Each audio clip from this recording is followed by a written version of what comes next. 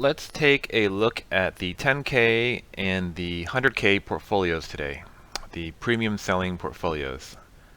So as you recall, I am comparing the performance and the differences between trading a 10K portfolio versus a 100K portfolio, which is my real account. The 100K portfolio is my real account, and the 10K portfolio is my virtual portfolio on TraderMob. So today, as you might expect, the market's up, volatility's down, premiums come in. I should be profiting on my short premium trades, and I am. So today, my portfolio now, my $10,000 portfolio is up 104 bucks, so it's up a little over 1%.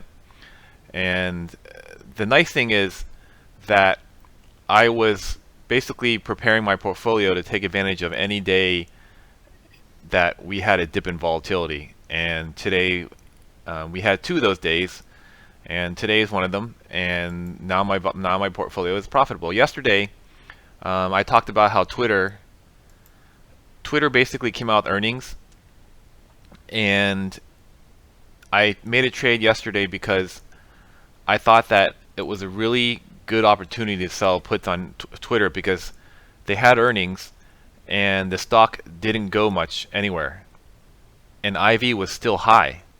So I looked at the IV on Twitter, and the premiums were still high even after earnings, which is unusual because usually after earnings the premiums come out and volatility goes way down. But the overall market volatility is high, so it gave me an opportunity to sell premium in Twitter. So I took that opportunity and I sold a put at 65 cents yesterday. You can see here, this is where I sold the put in relation to where the stock was. Twitter jumped today and volatility dropped, so it's a double whammy for these puts that I sold. So basically the 65-cent puts that I sold are now worth 30 cents. So they were cut in half basically in one day. So that's what you call extreme volatility effect in a short naked put. Basically the puts were cut in half. So that's pretty cool. And all these basically are coming in. So now the 10K portfolio is profitable. If you look at my performance here, as the market was dropping, I was selling volatility, and I was taking advantage of high IV, and then the volatility came back in, and now I'm profitable. So that's how volatility works, right? When volatility is expanding, you're taking advantage of that, and when it finally comes in, you're going to profit from it. And you have to situate your portfolio in a way where you have the ability to take advantage of that when the time is right. So it means you have to have cash laying around at all times. In a premium selling portfolio, you always have to have cash laying around for two things: adjustments and taking advantage of opportunity. And in my case, I wasn't adjusting, I was taking advantage of opportunity. And now I have only one loser, which is Fitbit, which I'm still not worried about because I sold a put at 12, and that's still way out of the money. So I'm not worried about that. So this portfolio is doing well. Now this is my 10K portfolio, and all I have is I don't have the flexibility to do a lot of things because it's a smaller portfolio at 10K, right? So I'm sticking with in my 10K portfolio, I'm sticking with my bread and butter strategy, which is selling premium, and I'm leaving cash around, about half cash and buying power. So $4,000 left in buying power to take advantage of anything. And if you follow this portfolio in this week that I've been doing it, I haven't been doing much trading. I've just made 4 trades, very low activity. This is a very low maintenance kind of strategy, but to me it's easy to in some ways, don't misinterpret what I'm going to say, but in some ways it's easy money if you do everything the right way. If you make sure you stay relatively within your limits in terms of size relative to your portfolio. You know, I'm not selling 5. I'm not using up all my margin on one position. I'm just using up a little bit for each of them. And in the last week, it's been relatively low stress, low maintenance trading, and now I'm up 1% without doing much. And if I was trying to trade directional in the last couple of days, trying to pick a bottom, trying to pick a top, I think I would be in a lot more. I think I'd be using a lot more commissions, and my commissions would be higher. You know, instead of commissions being high, they're actually going lower because I'm not doing much and watching my positions come in, and my you know, this orange line might be rising. You don't want this orange line, which we track on TraderMob for you. We track your commission trend relative to your profit trend. So here you want the profit trend to be higher than your commission trend, obviously, which is how it's going now. So that's good.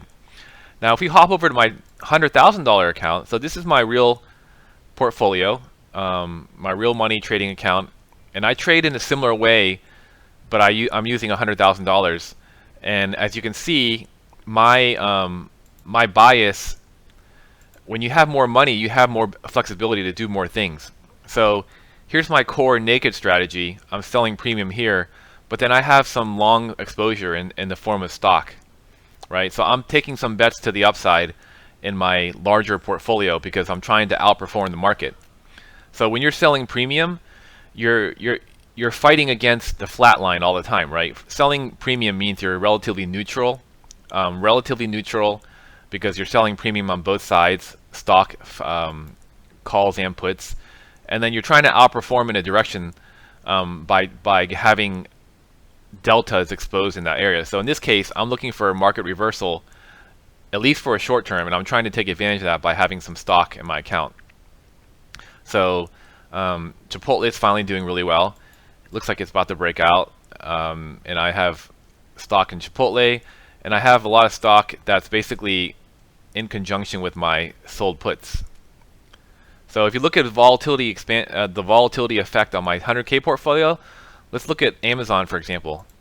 Amazon is up almost 1%, and the position is up almost 400 bucks. So when the stock moves up, you would expect a call to gain in value, right? A beginner options trader who doesn't know anything about options would expect a call to gain in value when the stock goes up. And he might look at this call, the 580 call, and not understand why when Amazon is up, this thing is down 300 bucks. Right? So basically the premium came out so much that it overcame the direction loss in the call. So now I'm sitting on a $295 profit today, even with Amazon up. And it's all the same across the board in all my positions in my naked section. Apple, Amazon, Facebook, Netflix. These are all sold calls and sold puts. Now, if you want to look at comparison between this account and my 10K account, I can't afford to sell calls and puts in Amazon in my 10K account, right? Because I don't have enough capital. So in my 10K account, I have to stick with, let's just load for a second. I have to stick with stocks like Facebook is reasonable, the $100 stock, but in general I can't have a bunch of $100 stocks and sell naked calls and naked puts in them because the capital, I don't have enough capital with 10K. So I'm choosing stocks like Twitter. That's why I love Twitter as a candidate yesterday, because it was everything was perfect yesterday. It just had earnings, implied volatility was still high, and it's a $15 stock, so I can sell a cash secured put on it, and I don't have to worry about Twitter going to zero. That I would never worry about that. It's going to be bought out before that. So I was able to sell puts in a reasonably good risk reward scenario, and I should have did it in my $100,000 account too. I can sell more puts, but I already have plenty of naked exposure here that I didn't really think I had to. But in a 10K portfolio, I'm more inclined to take advantage of these opportunities because I need to take advantage of stocks that are cheaper, so I can sell puts with a good risk-reward ratio, like Twitter. Because I can't sell a put in Amazon or CMG because they're too expensive. So that's the kind of main difference between the strategy selling puts and calls in a small 10K account versus a $100,000 account, I have more flexibility because of the stock prices, and with the 10K account, I kind of have to take advantage of opportunities like Twitter and Fitbit. And another one might be GoPro, right? I am bullish in GoPro only because it's just basically 90% off its highs, but I may sell puts in that, but right now I don't think it's a good trade because it's been going up in the last few days, so I'm gonna avoid selling puts in GoPro. But so if you look at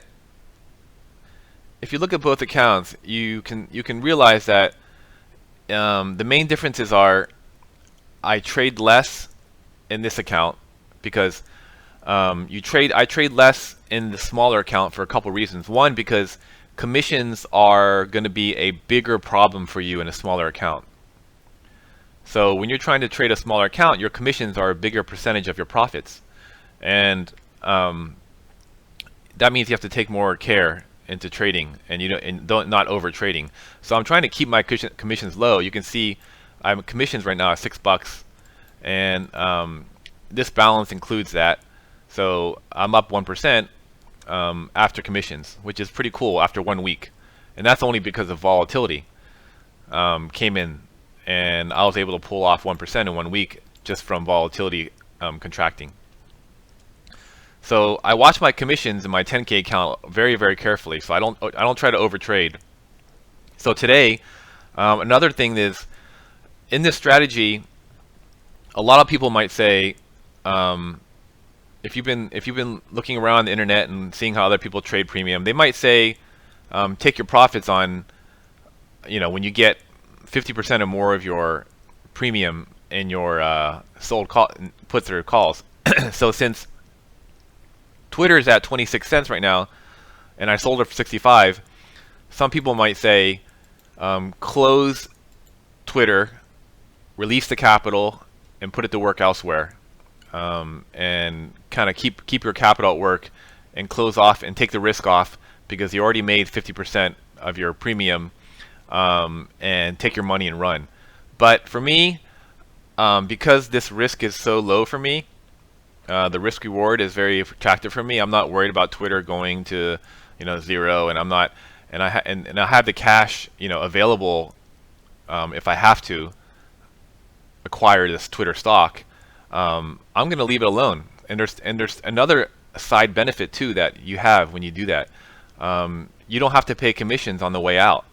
So when you sell naked calls and puts and they expire, you don't sell. You get to save your commissions on the other end of the trade. So I don't have to spend the commission to close this trade. I don't have to spend the commissions to close these trades. I may let them expire worthless. So my $114 in premium here, mine 128, 130, 123. I'm hoping to take 100% of that in this portfolio. I probably won't close them, unless I'll only close them if I see another opportunity come up that's really good and I need to release some capital. But other than that, I'll just let these ride, and because none of them are in danger. So I mean, that's not. Some people may say that's you're better off closing them, but that's just the way I trade, and that's just the way that I feel, and I'm okay with the risk. So I understand the risk on the maximum risk exposure on these trades. So for me, it's okay. In my 100K portfolio, I may take that approach a little differently. I may look at this and say, my Facebook trade, it's up $900 right now. So I sold about $2,000 worth of premium, and I already made half of it. I may close this out sometime sooner than the expiration, because in a bigger account, sometimes I want to put money to work more often. So that's kind of the differences between a small account and a bigger account. You might do things differently. You might close positions a little sooner or later. It all depends on your strategy, and that's the part of understanding how to manage an account, a strategy in a different account size, because sometimes it's better off to release capital and put it elsewhere in another trade, especially if you're taking in enough. In my smaller account, the reason why I'm not trying to do this is because I don't want to overtrade. One, because of commissions. I don't want to. I don't want to keep closing these kind of trades, opening and generating like $5-10 in commissions when I'm trying to take in only like $50. So those commissions are going to eat in my profits too much. But so in a 100K portfolio, when you're working with more money, when I'm working with $2,000 instead of $200 of premium, I have a little more flexibility to be a little more active and not worry too much about commissions eating up all of my profits. So you have to look at everything when you trade, the commissions, the account size, and you got to figure out what works best for you.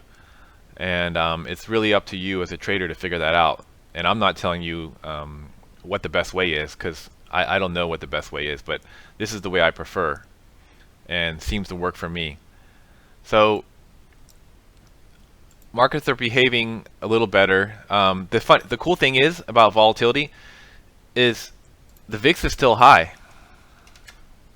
So if you look at the CBOE volatility index, I mean, we're still at 25.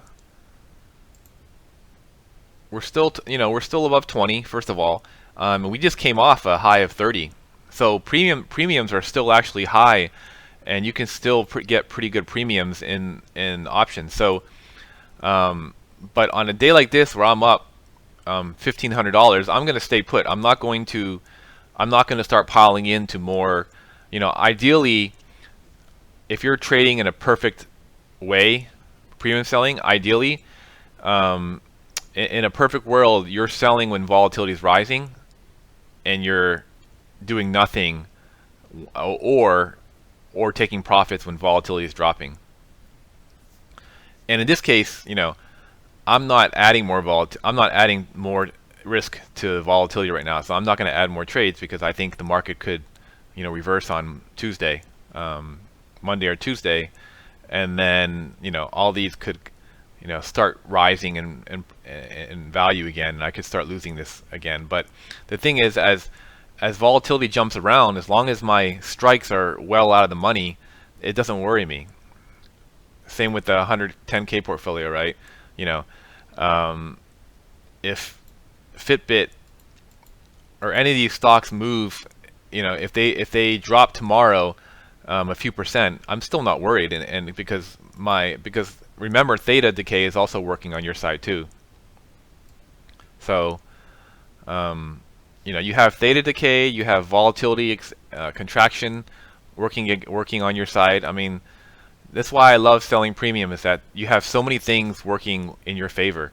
When you're buying premium, you have to be quick. You have to be time is working against you. Volatility is working against you, because volatility tends to drop more often than it rises. It only spikes.